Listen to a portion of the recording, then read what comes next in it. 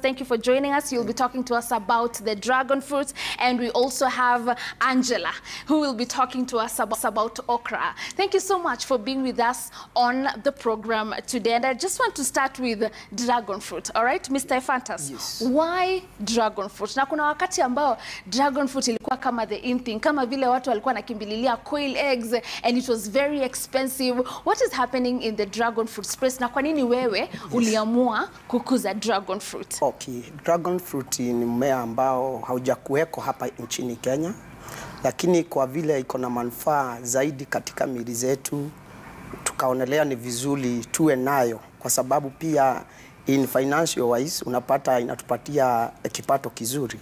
Sasa si tukaonelea kwa sababu iko na health benefits mingi sana, ina control blood sugar, heartbeat, inaangalia hiyo mambo yote, na finally ni anti-aging, una remain kuwa young. Yes. Thank you so much for that. How much is it going for currently? Currently, puppies now we are selling it at puppies. Tunauza puppies. Unapata piece moja inatoka around 600 to 800.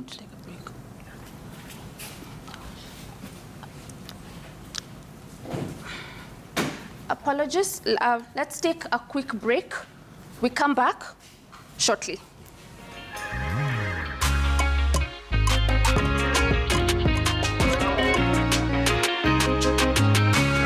Nicole Hitch. Now, welcome to Kenya's Gold. Today on the program, we will be speaking to young people who are taking up space in this agricultural sector, and they're doing so by exploring very unique agri-sectors. Sana sana utazoea mtu akisema mi napanda mahindi, mi napanda beans or potatoes, but the young people that we do have with us here in studio are planting things like okra. We have a lot of them doing a dragon fruit and also custard apple. And we do want to learn a lot more on why they chose these particular agri-sectors and the opportunities therein. And we'll just take it back to Mr. Ephantus atufungulie kipindi kwa kutuambia tena vizuri why dragon fruit and what are the endless opportunities ambazo umeona katika hii sector.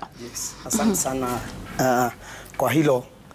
Tunda la joka kwa Kiswahili inaitwa tunda la joka ama dragon fruit. Ni tunda ambalo lina muhimu sana katika maisha yetu, katika health wise, kifedha. So tukiangalia tunatafutanga something that is unique. So hili tunda halijakuwepo hapa Kenya. Sasa ndio limeanza kuingia. So we are taking that advantage ya hiyo tunda kuingia, na tunaingia katika hiyo ukulima yake. Kwa sababu unapata hili tunda linatusaidia kama vile uko mrembo hivyo, itakumaintain. So it is anti-aging, antioxidant. So kama wewe umebebanisha vitu mingi kwa mwili, utapata inakusaidia. So when you take this tunda la joka, kuingia hospitali itakuwa vigumu sana. Ngumu kidogo. Yes. So we have this red one. This is an example of a dragon fruit for that person who's watching us right now, and probably they've never seen a dragon fruit. This is how it looks like. Lakini tuko na pia ile ambayo nje ni yellow. Tuko na yellow. Those are different varieties. We have red variety. We have yellow variety. Then we have pink variety. Right. Yes. So what is commonly consumed? Watu wanapenda gani sana? Like now in Africa, let me talk about Africa. Okay. Africa now we have the red variety. Kwa sababu inakuzwa inatoka huku ni 80% ya red, na ndio inaenda sana. So sasa ndio imeanza kuingia, na ndio tumeona ndio inakuliwa sana. Lakini kikuja ni vitamin wise, unapata the yellow one iko na more vitamins. Yes. So the yellow dragon fruit is more nutritious than the red one, but the red one is more consumed. Yes. Bei ni the same? Yeah, bei utapata the yellow one because of its scarcity in the market. Bei iko juu kidogo, lakini hii nayo bado hatusemi si ati haina bei, kwa sababu kama hata saa hii haipatikani. Imepotea kwa soko. So we'll be coming back to you utuambie mambo ya bei, and also if I can grow this and depend on dragon fruit only as a farmer. We'll come back to you on that. But also we do have Angela, the only lady on our set today. Na yeye ameamua she won't grow maize, she won't grow beans, she will grow okra. And this is the okra. Kuna wakati ambapo tulikuwa tunaambiwa tukunywe okra water, sijui nini. But here you are, you're growing this vegetable. Please talk to us about why did you go for okra, na demand yake kwa soko sahi iko aje? Yeah, for okra, you see in our Kenyan market, we are not used to certain vegetables. So we decided let's start being unique. So it was out of curiosity first, because it is just a new vegetable, you have never seen it. And due to research, we did, and we started a little bit. We found out that the market, the Kenyan market, people are really eager and they are willing to purchase okra. Right. And the good thing with okra is, okra ni mmea ambao hauna mahitaji mengi. It doesn't need a lot of stuffs. Sababu hata mbegu yake ukinunua kwa market, unapata it is not too expensive. So, and managing it in the farms is also not quite needy. All right. So in the market wakati unauza okra, bei yake ni gani? The price varies depending with the market, but it can go up to 200, and the lowest it can reach is 70. Right. Yes. Good. All right. So we want to come to you, Mr. Samuel. Yes. Wewe umeamua, you will grow what we call tomarillo. Yes. Hii ndo ile fruit ya damu. Yes. Yeah. Tell us why this particular fruit. Well, what has motivated me to venture in tomarillo farming is one, the fruit is very high in demand, and it fetches good market prices.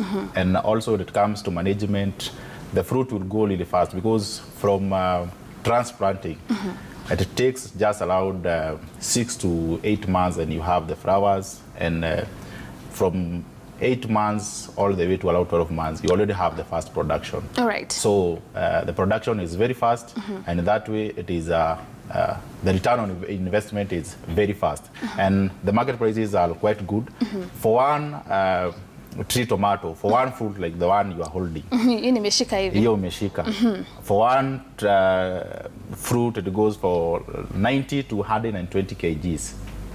One Sorry, fruit? 190 to 120 grams. So for around 8 to 10 fruits, you have a kg. Right. And one fruit goes for around 25 Kenyan shillings. A fruit per piece. Per piece. Wanauza 25 shillings. All right. So for a kg, we'll go for around 200 to 250 right. Kenyan shillings. Na umesema demand iko sana. Demand iko sawa kabisa. All right. Yes. So when you're growing it, hapa nataka utuoneshe which is the seedling, the tree for this one. The seedlings, that is, both seedlings belong to the red variety. This one's down here. Yes, those ones down here. All right. Wacha tuone seedling ndo ule ambaye anataka kuona. Umesema hii ndio seedling ya? Both of them belong to the red variety. All right. Of course, we have other varieties for the tree tomatoes. All we right. have the yellow varieties, and we have the dark one. Right. But the red one is popular. 80% of the producers will produce this one. And I came with the two seedlings as a matter of illustration. The small seedlings is best for transplanting. Right. Ikiwa hii stage. Ikiwa that stage. Na mtu akienda kununua hii seedling ananunua na pesa ngapi? A seedling will go for around 50 Kenyan shillings, like the one you are holding. Okay. 50 to 100 Kenyan shillings, you have a seedling. It has 4 to 6 true leaves.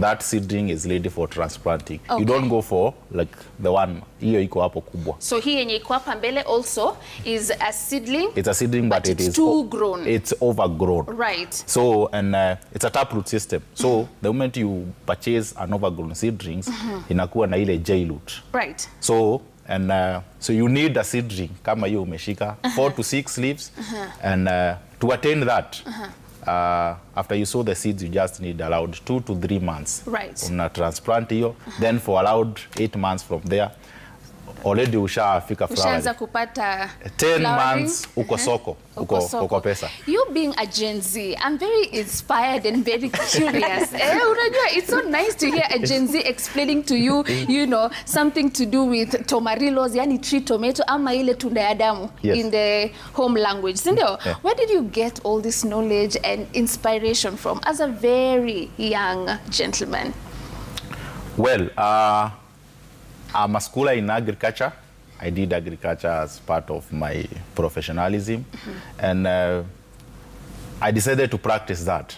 So literally I'm doing it. So I have the knowledge, and as I do it, I also help the farmers to do it. Great. Yes. All right. Thank you so much for that. Now I'm going to move to one Mr. Paris. Na yeye amesema yeye atakuza kitu ambacho tunaita the superfruit, which is the blue berries. All right, so we import a lot of blueberries here in our country. Why are we not able to grow as much as we can when it comes to blueberries? Na wewe kwa nini uliamua kuingia katika hii sekta ya blueberries?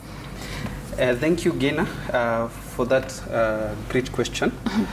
One of the reasons why we import blueberries and we don't produce so much in Kenya, it's because it's a very new crop in Kenya, but mostly farmed in foreign countries like US. The investment or the cost of production, at first the cost of investment is a bit high. Right. But now the returns at the end of the day is usually high. So the reason why most people have not ventured into this, because they know less about blueberries. So I starting to farm blueberries, it's because I know the market potential. Because blueberries has so many advantages, starting with, for those people who are suffering from chronic diseases, this is fruit for them. Because it helps them to reduce the infection rate. Also, it acts as antioxidant, strengthens the bones, and also has so many advantages because it's rich in vitamins A, C, K, E. So it has so many advantages. And one thing about the blueberries, you don't have to have or to own a large tract of land. You can do them in the farm, in a large farm, or else you can also do hydroponically on the balconies. So you don't need a lot of tract of land. So you just need space. Just space. For example, the one that you are holding, it's going for more than 200 shillings. Na hii ni how many grams? 125 grams. This is an eighth of a kg. So if you multiply by 200 for half kg, it's allowed 700 and something. So a kg is almost 1500. Just 1 kg. So you can imagine the returns that you get from that fruit. And the advantages that you get, the health advantages that you get from eating that fruit. So it has so many advantages. And as youths, if we venture in such production or the agribusiness venture, we can get a lot of income because when you plant that crop, it's not a 3-month crop. It can serve you for more than 20 years. You just need to manage it well.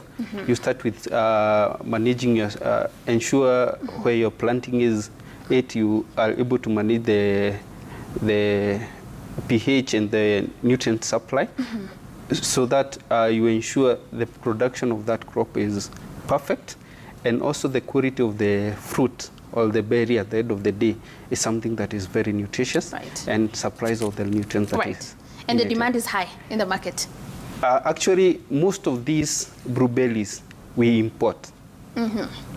So that tells you, actually in Kenya, the large-scale producers in Kenya, the ones that I know, there are just 2 in Kenya.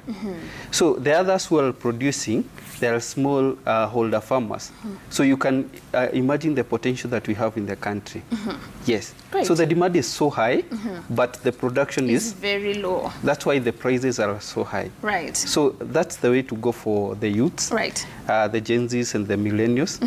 That's the way to go if you want to achieve better in agribusiness. But they have to be prepared because the investment cost is a bit higher. So later on in the program, nataka unipatie breakdown ya hiyo cost of investment, what it might cost you when it comes to getting the seedling. Ndio ule mtu ambaye anakusikiza saizi na amesikia tu ukisema I don't even need space, aanze kujipanga akijua kama ni seedling itamcost how much and the maintenance in there. Sindio? All right, thank you so much for that. Now I do want to move to Mr. Simon. Simon will be talking to us about ameamua atakuza custard apple. Talk to us about the demand of this custard apple in the market na target market yake ni akina nani? Well, thanks for the invitation here because I feel the joy when I opens my fridge each and every day and finds fruits out there. The way you decorated this table, that's how I would love the farmers or even those in towns decorate their fruit parlor. Not only wakifungua fridge inakaa hivi. Matunda inakaa hivi. And unique fruits. Okay. Wamezoea maembe, mandizi, avocado, but now I want to give them a secret. When you get to custard apple, those who are diabetic, their sugar levels will always be at par each and every minute. One of the reasons that made me run away to custard apples and also the pomegranates, and there is another one called a sour soup. Just that we are off season, we will not get a sour soup, so it's not available.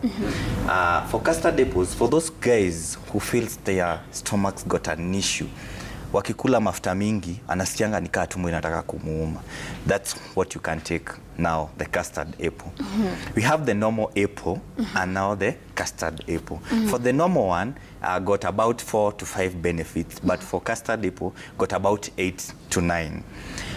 Another reason that I went to custard apple, uniqueness fetches something very nice in market. When the brokers or the buyers come to the farm to get the custard apples, one is about 60 to 70 shillings. The only challenge that I get are the fruit flies and the aphids, but I'm able to control them with time.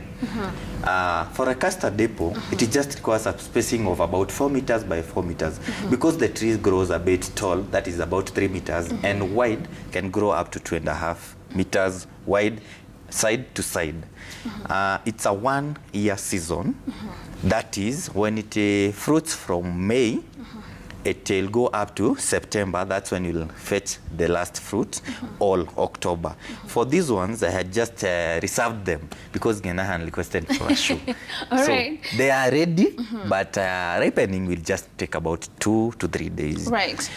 One of the things also that has made me feel I need the custard apples and the sour soup, it's because for the market, local market we are having, these fruits can never be enough.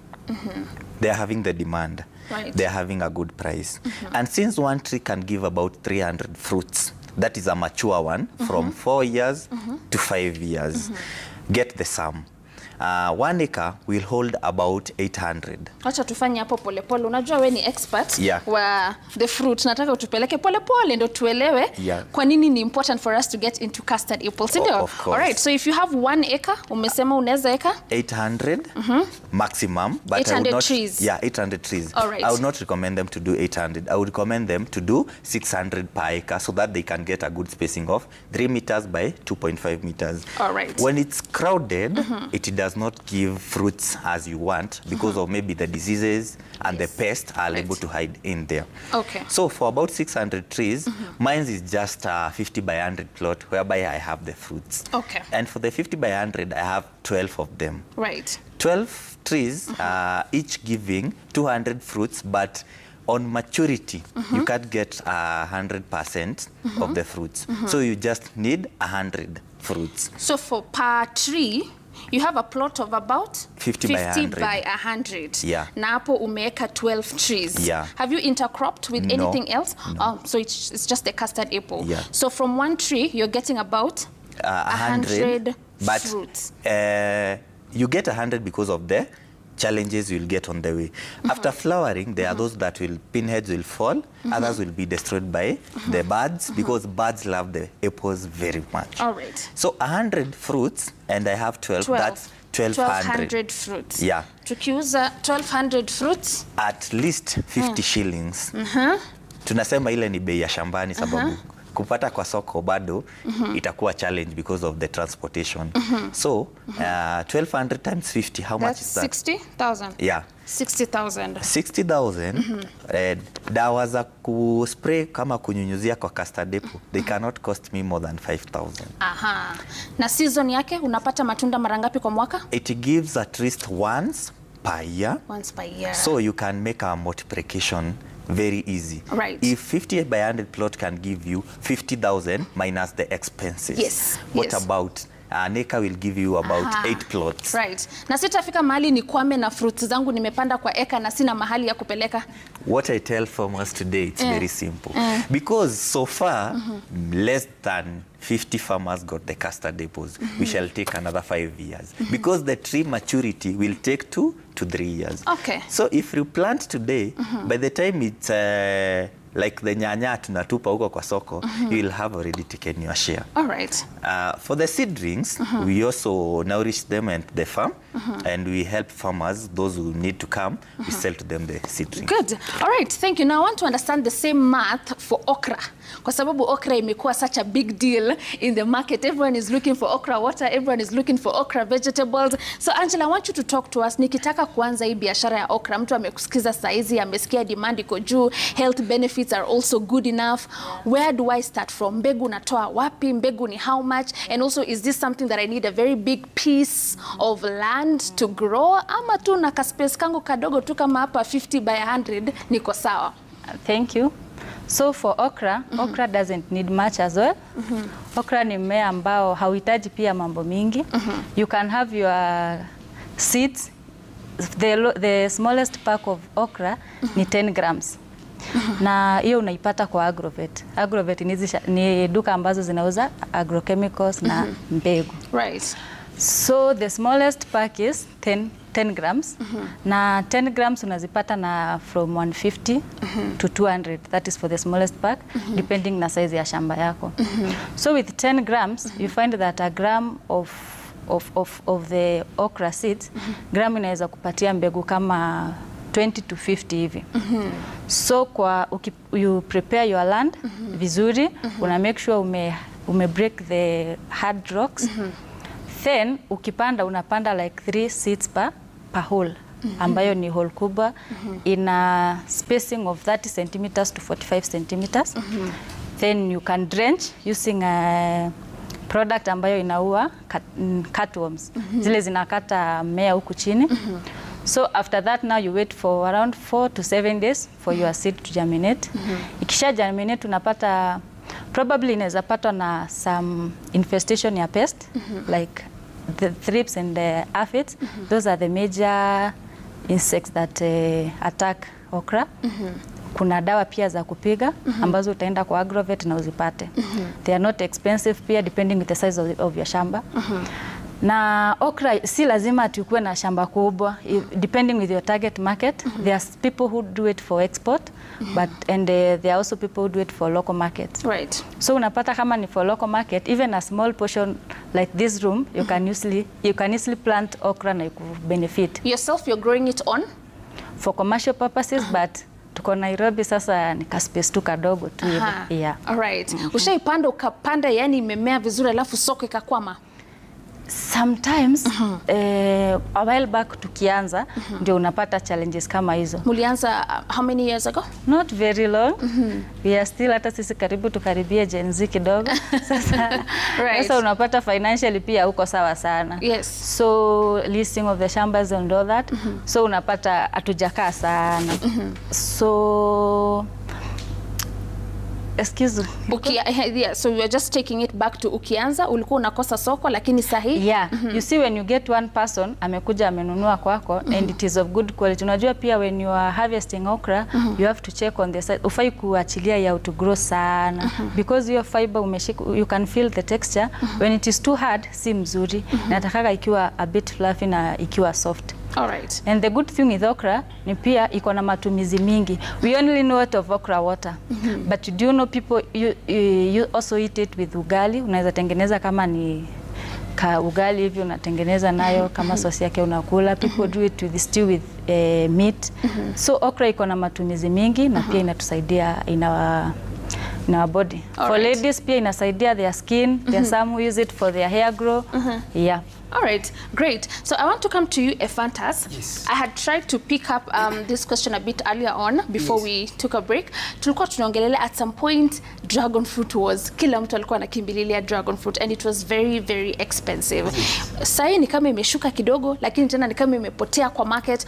Is there so much situation in the dragon industry mpaka hata mtu akitaka kuingia hapo anaogopa kidogo kwa sababu inakaa ni kama hii kitu leo bei ni mzuri, kesho imeshuka kabisa. Okay. What is happening in there? Okay, unapata ya kwamba the moment you are planting the dragon fruit, everybody has that desire ya kupanda hii mmea. Sa ile kitu inafanya upate wakati mwingine kuna fluctuation ya market ni ya kwamba kuna wakati inaenda dormant. At a dormant stage ni wakati unapata the plant is not producing. So unapata wakati high produce, unapata sasa matunda imepotea. Lakini hata sasa ukisema ati ni kama price imeenda chini, it's not really. What are the prices now? Kwa sababu right now, like one piece of that dragon fruit, you can only get it with 500 shillings. This one This size. piece. Right. This one goes at around 600 grams. Right. Yes. So hii ni 500 moja. This moja 500. The highest the price has gone? The highest the price has gone is around 900 there. Lakini saa zingine si unapitanga tao pale unapata wamama wanaiuza hata imeshuka. Imeshuka. Sasa wanataka kuniambia yao si good quality. No. Oh, yeah, what happens? Okay, it's not the matter of a quality or what. Wakati mwingine unapata kuna watu sahi ile hata furaha yenye tuko nayo ukiangalia sahi Kenya. Sahi hata hamwezi shibisha soko ya hii. Okay. Unapata hata watu wengine now they are importing. So sometimes we do our business locally then internationally. Right. So sometimes you have to do when you have a great mind, you don't only target the local markets, then you have to target even the international market, right, whereby the demand is raising, like even in India, in other countries, like we have the largest producers like Vietnam.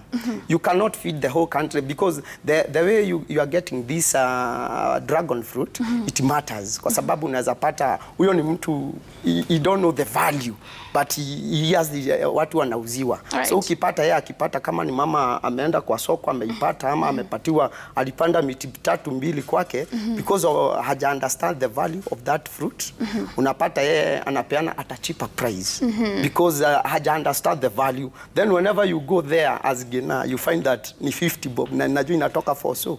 You learn for that. Yes. Lakini yeye hajajua the quality. The moment you understand the quality of that fruit, you'll sell it at a higher price. Right. Yes. Yes. All right. All right, so we are taking a break right now. We come back with more.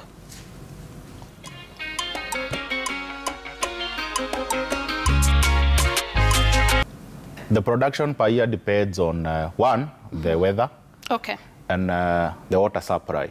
Which weather favors the growth of the tunda ya damu vizuri? Kitu moja ni maji. Alright. That is important. So realize that areas that will receive ample rainfall will have even 2 to 3 seasons in a year. Right. But mahali kuna jua kidogo itakuwa challenge. Right. For somebody with water, enough water supply, you are able to produce throughout the year. Because Huyo ni mtu wa irrigation. yes, mtu wa Alright, irrigation. alright. Because when you have some flowers, the other times you have some fruits.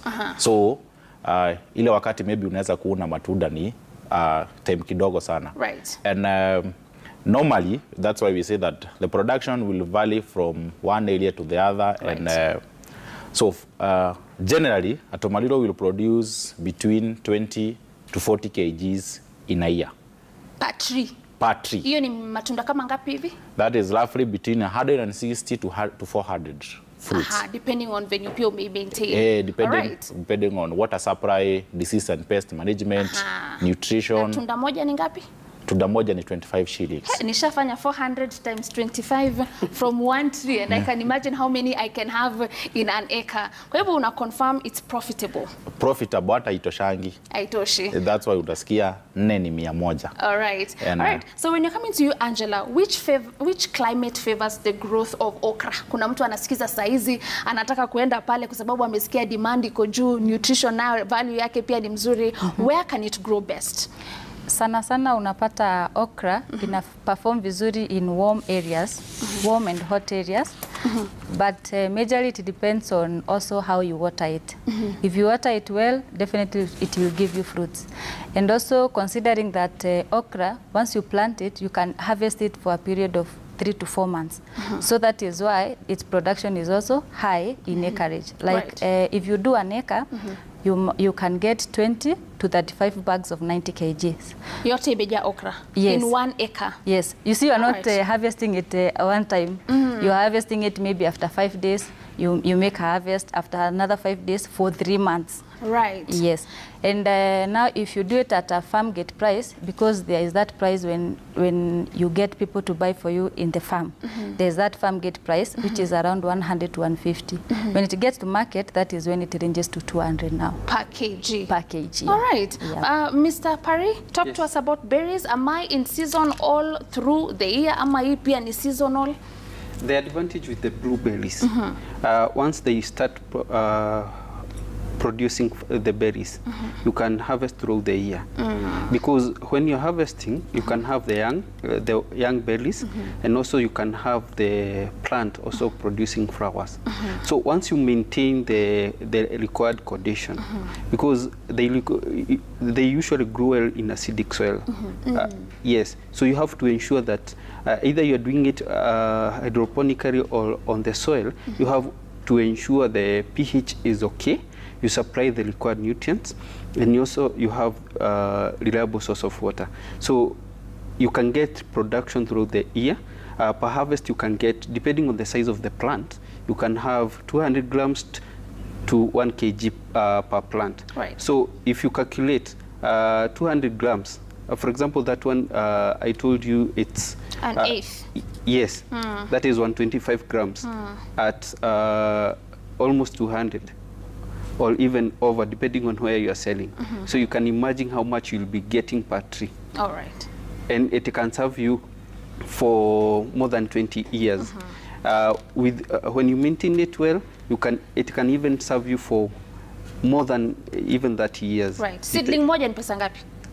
Per seedling, when you buy it in a certified nursery, you can buy it at 500 to 1,000. One seedling. One So seedling. I already see why we are not growing enough of it. Kama seedling moja ni 500, Yes. tayari nishashtua mkulima mahali, but the investment Yes. later itarudisha pesa. Yes, if you calculate on the number of years, you can imagine how much profit you'll be getting at the end of the day. All right. Yes, and the size of the blueberries, it's allowed 1 meter when it's mature. Right. So it doesn't require a lot of space. Okay. Yes. So we are winding up now. Thank you so much. Simon, si rahisi niende kwa nyumba ya mtu nipate hii. Soko yake, who are the target market? Tuambiane tu kweli. Okay, for the target market. In 30 seconds. Yeah, it's the City Park. City Park pale kwa Waindi. Of course. Okay. All right. Yeah. All right. Thank you so much.